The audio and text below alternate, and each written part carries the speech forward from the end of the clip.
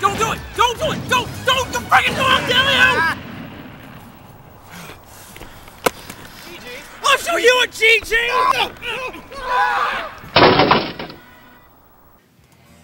You know what's great about video games? Actually, a lot of stuff. I'll have some links on the screen right now that take you to videos that talk about the real-life benefits of video games. I was actually focusing on how through escapism I can kill a bunch of people, monsters, crocodiles, you know, whatever I want. And I can kill them by the hundreds. I'd like to think that the higher-ups in the armies that I annihilate get annoyed with me and have their R&D guys innovate ways to kill me. While not always innovative, they always come up with some similarly clever and effective plans. Suicide bombers. Enemies whose main thought process goes along the lines of Andross's final words. If I go down, I'm taking you with me. Hello, YouTube, and welcome to Video Games Top 10 Self-Destructive Enemies in Video Games! An opinion piece.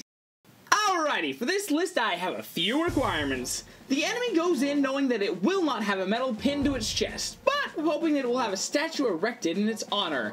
They must be an enemy, not somebody you control, and I am not accepting bosses. It's just your regular, run-of-the-mill, garden variety suicide bombers.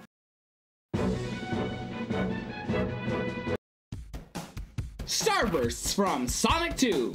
Is that their name? I don't know. I think it's a good name, because they're stars, and they burst. Oh, and I love the candy. Alright, so apparently if you can unwrap one of these in your mouth, that means you're a good kisser.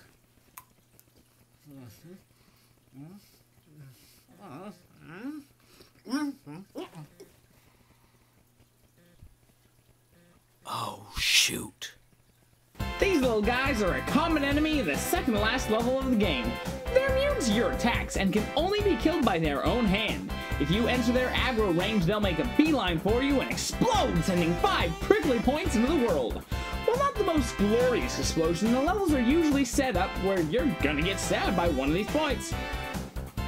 Oh gosh! Why? What are we gonna do now, Tails?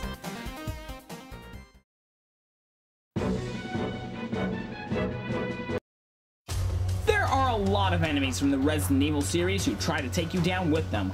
There are some who are wearing grenades on their chests, and if you shoot them, Kaboom! there are also one who pulls out sticks of dynamite and try and give you hugs. And there are sneaky ones. You see, there are some enemies in Resident Evil that instead of dying like a good zombie when you shoot them, it decides to become twice as deadly and 3 times as ugly. Kinda like my ex-wife! Why don't I have any friends? The enemies will become less Plagas monsters by undergoing a gross transformation in front of you. Usually you don't pay too much attention to them, but there are some cases that instead of becoming a monster, instead they just explode!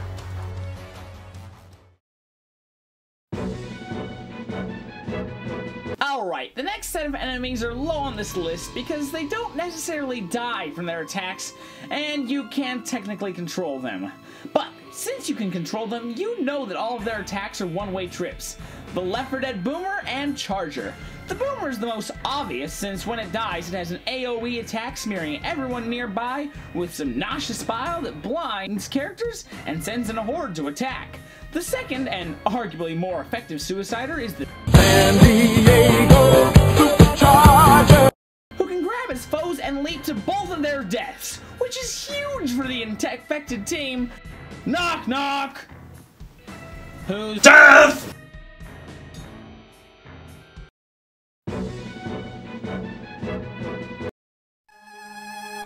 Explosion is the most powerful move in Pokemon. The Pokemon who uses it blows themselves to Kingdom Come, and more times than not, takes their foe with them. And since the move has a base power of 250, Explosion is a pretty annoying move for somebody doing a Nuzlocke, since a feint means no more use of the feinted Pokemon. And since the only one crazy enough to use this move is your foe, it can be very annoying, especially when it's your foe's last Pokemon. There's no reason to use that. You automatically forfeited the battle. You didn't have to take my Absol away from me. If you run comes to this enemy in Final Fantasy X, you better watch out. It's a bomb. No, seriously, that's its name. But it will also attack you in a fire explosion if you piss it off, so hit him 3 times without killing it, boom! When you meet these bombs, it's usually wise to shy away from physical attacks and have Lulu hit it with magic. But these are super cool, especially later in the game. Go up in the mountains and you meet ones that blow up in ice explosions. It's like regular explosions, but with ice. The cold never bothered me anyway.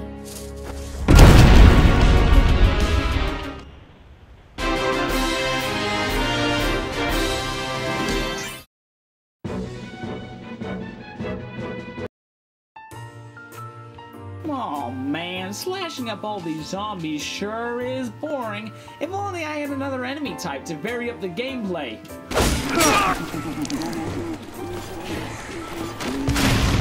Oh, I changed my mind. I do not want non-zombie type enemies. Yellow jackets, at least that's what I call them, because they wear yellow jackets. Also, there's this demon wasp thing in real life called a yellow jacket. Anyway, halfway into the game, Dead Rising, you'll meet some cultists who usually try to stab you with knives or hit you with some stun gas to take you back to their secret hut to do terrible things to you. And after taking damage, they blow themselves up in an attempt to take you with them.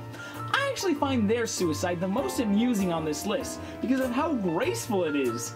They just run at you almost as if to ascend to heaven, and then they just land flat on their faces, and then Kaboom!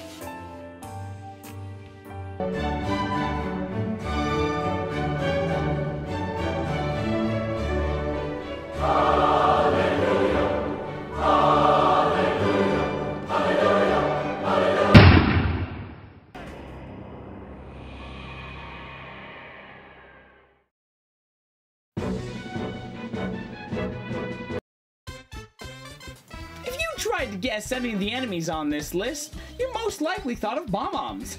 Ever since their inclusion in Super Mario Bros. 2, they have come back as ground troops / ordnance in Bowser's military. But when they aren't troops, they're used for games. Seriously, these guys love the Koopa Kingdom with their lives, and instead of dying in battle for a glorious cause, they're just used to slow down racers and points in minigames. A game where several can be killed in any moment from a mistake.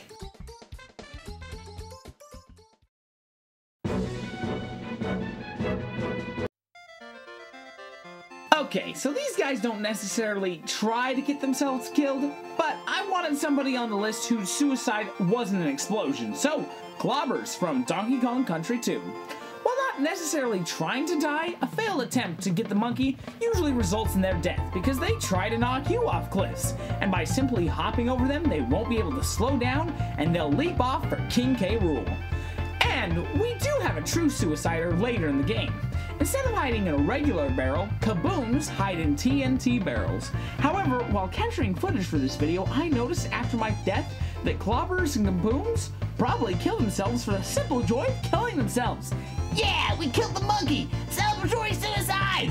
Suicide? Let me get in on this!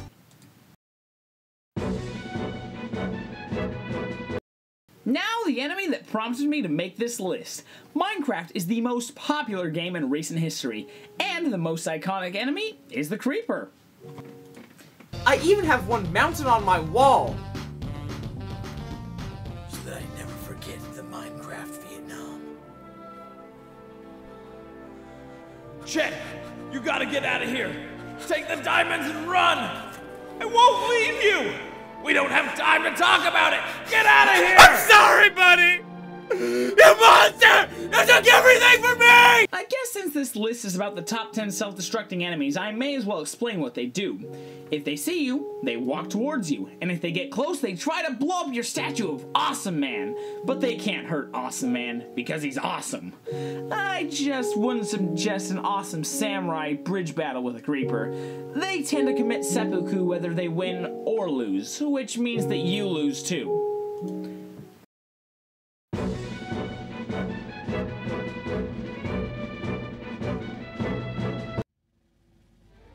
Okay, when I was making this list, I was thinking of throwing grunts lower on the list. I mean, you don't get much more self-destructive than attaching 2 plasma grenades to your hands and rushing towards the foe.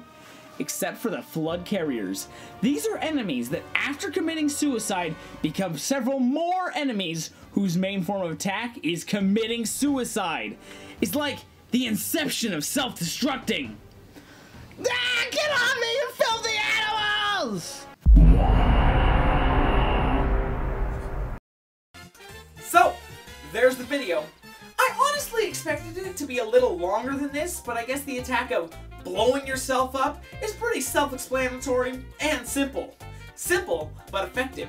I'm also very glad that I made it through the entire video without a single Islamophobic slur. But it's not too late to make a Japanophobic one.